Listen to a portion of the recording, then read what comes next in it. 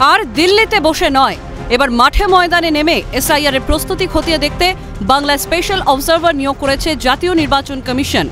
শনিবার কলকাতা সিইও দপ্তরে ম্যারাথন বৈঠকের পর রবির সকালেই দক্ষিণ 24 পরগনার ফলতায় গুরুত্বপূর্ণ বৈঠকে যোগ দিলেন বিশেষ পর্যবেক্ষক সুব্রত গুপ্ত। তার সঙ্গে ছিলেন সি মুরগান। দক্ষিণ 24 পরগনা কলকাতা দক্ষিণের দায়িত্ব দেওয়া হয়েছে সি মুরগানকে। এদিনের বৈঠকে ডায়মন্ড হারবারের মহকুমা শাসক, ফলতার বিডিও শানু বক্সি সহ বিভিন্ন এলাকার বিএলও এবং রাজনৈতিক দলের প্রতিনিধিরা হাজির ছিলেন। এই ফলতা বিধানসভায় এসআইআর এর কাজ করতে যাওয়া যখন শুরু হয় প্রক্রিয়া, সেই সময় বেশ কিছু বেনিয়মের অভিযোগ উঠেছিল। এরপরই কিন্তু আজকের যে দুই জাতীয় নির্বাচন কমিশনের দুই পর্যবেক্ষক তারা এসেছেন এই ব্লক অফিসে, ফলত স্বাভাবিকভাবেই তাদের এই আশাটা যথেষ্ট তাৎপর্যপূর্ণ। সূত্রের খবর, এদিন বৈঠকে এসআইআর নিয়ে বিস্তারিত আলোচনা হয়েছে। বিএলওরা বিভিন্ন অব্যবস্থার কথা জানান বিশেষ পর্যবেক্ষককে।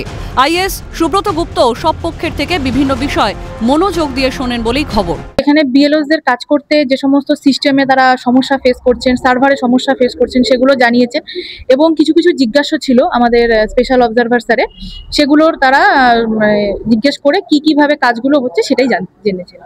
আপনাদের কোনো সমস্যার বিষয় কি জানতে চাইলেন কিছু? হ্যাঁ, কোনো কি সমস্যা হচ্ছে না হচ্ছে সেগুলো একটু জানতে চেয়েছি। সেক্ষেত্রে আপনারা কি কি সমস্যার কথা বললেন, মানে আপনি বা অন্যান্য যারা ছিলেন? ওই যেগুলো ধরুন অন্য জায়গা থেকে বিয়ে হয়ে এসছে তাদেরকে কি করে চিহ্নিত করা হবে সেগুলোর বিষয়ে একটু কনফিউশন করতে গিয়ে কোনো সমস্যা হচ্ছে, ওই সার্ভারের প্রবলেম, এছাড়া আর কি। সেটা জানিয়েছেন আপনারা? হ্যাঁ, সে তো আমরা সবসময় জানাচ্ছি বিডিও অফিসকে। কি বললেন আজকে পর্যবেক্ষকদের কাছে সমস্যার কথা জানাতে, কি বললেন? ওনারা কিছু বলেনি ডিজিটাইজের ব্যাপারে। মৃত ভোটার নাম কাটা নিয়ে যে মৃত ভোটারদের নাম কাটা বা মৃত ভোটার নিয়ে অনেক কিছু প্রশ্ন করলেন, অসুবিধা নেই। বললেন যেগুলো পেয়েছেন ওনারা সার্টিফিকেট সেগুলো করে দিয়েছে স্যার। বৈঠক শেষে বেরিয়ে স্পেশাল অবজারভার জানান এসআইআর নিয়েই বিস্তারিত আলোচনা হয়েছে। রাজনৈতিক দলের প্রতিনিধিদেরও বক্তব্য শোনা হয়েছে।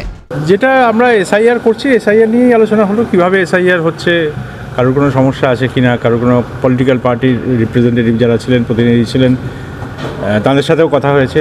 তাদের কাছ থেকেও তাদের ওপিনিয়ন জানা হয়েছে যে কোনো অসুবিধে কারোর হচ্ছে কিনা। সেক্ষেত্রে কোনো রকম কোনো অসুবিধার কথা কি কোনো তরফ থেকে? না, বিশেষ কোনো অসুবিধার কথা কেউ বলেননি। তারা বলছেন যে কাজটা সুষ্ঠুভাবেই হচ্ছে। এসআইআর শুরু হতেই দিকে দিকে অবৈধ ভোটার, মৃত ভোটারের কথা শোনা যাচ্ছে। এ বিষয়ে বঙ্গের স্পেশাল অবজারভার জানিয়ে দেন, অভিযোগ হতেই পারে, তা পরীক্ষা করে দেখতে হবে।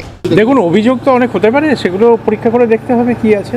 যে আমরা তো ডেটাবেসের মধ্যে ঢুকে তারপর ফিজিক্যাল ভেরিফিকেশন এগুলো যখন হবে তখন সেগুলো বোঝা যাবে।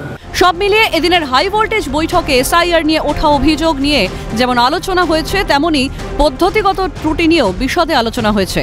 এসআইআর প্রক্রিয়া শুরু হতেই দিকে দিকে বিএলওদের আত্মহত্যা, অতিরিক্ত চাপে অসুস্থতার খবর সামনে আসছে। সেই আবহে জেলাভিত্তিক এই বৈঠক যথেষ্ট তাৎপর্যপূর্ণ বলেই মনে করা হচ্ছে। এই বৈঠকের পর বিএলওরা কর্মক্ষেত্রে কতটা উপকৃত হন সেটাই এখন দেখার। সৈকত ঘোষের রিপোর্ট, ক্যালকাটা নিউজ।